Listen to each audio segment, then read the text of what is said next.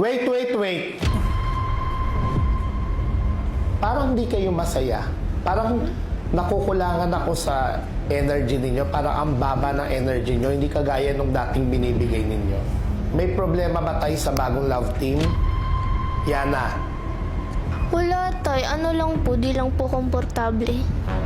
Paano mo nasabing hindi ka komportable? Iba na po kasi yung love team. Alam nyo naman, di ba, lagi may bago. Ikaw, Miles, parang hindi ganun ka 100% yung energy binibigay mo. Hindi, kasi syempre po akala ko po walang changes ngayong December kasi syempre Pasko kasi last year meron So ina-expect namin ngayon, sana ganun pa din, kami pa rin magkakasama hanggang dulo. Pero yun, nagulat lang ako and medyo na-disappoint lang kasi ayun, bago na yung mga ka-love team ko.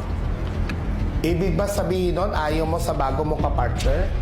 Hindi naman po sa ayaw. Siyempre, nakakapanibago lang. Pero siyempre, gagawin pa rin namin kung ano yung utos ni Direk sa mga mangyayari this 2024. Ikaw, Mitch, bakit parang kulang ang energy?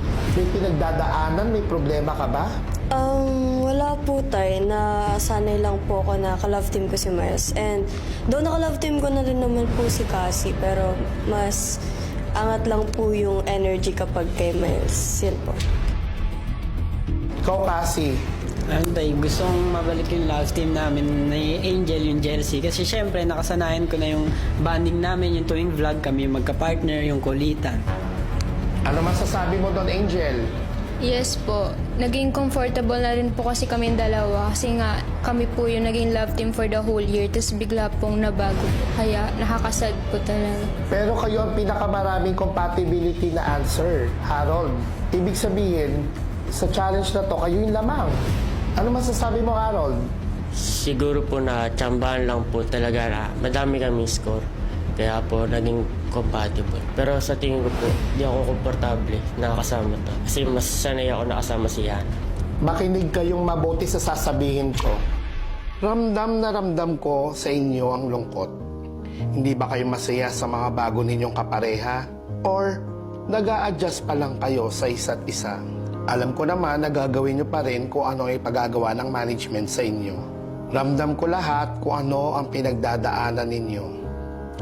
Nababasa ko lahat ng comments at feedback sa iba't ibang social media platforms. At talaga namang tumatatak na kayo sa mga followers nyo na sumusuporta sa inyo.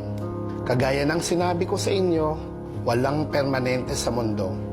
Ang lahat ay pansamantala lamang.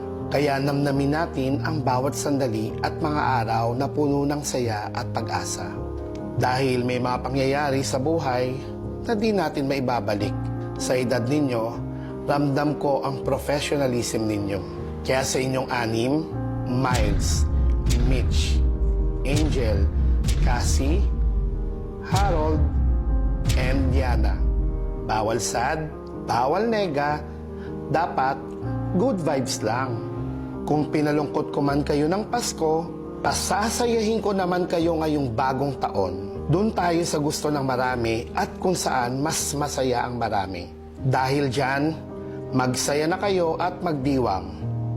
Dahil simula ngayon, binabawi ko na ang bagong love team at muli kong binabalik ang Milmi, Chelsea at Hannah. At kayo pa rin ang love team sa 2024.